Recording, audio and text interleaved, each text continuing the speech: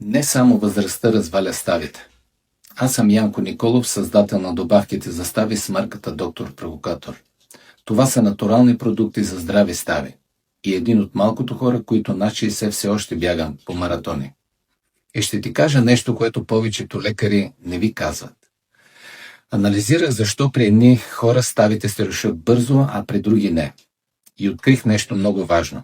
Постоянно високите нива на инсулин. Когато инсулинът е висок, това усилва хроничното възпаление. А ставата е първото място, което го усеща. Това означава повече сутрешна скованост, по-бавно възстановяване, по-лесно появяване на болка след ходене, клякане или спорт. Не винаги всичко е от възрастта.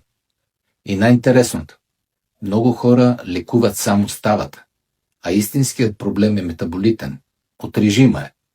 Тялото ни говори, ставите са първия сигнал. Ако ти е познато, пишете в коментар колко от тези симптоми усещаш.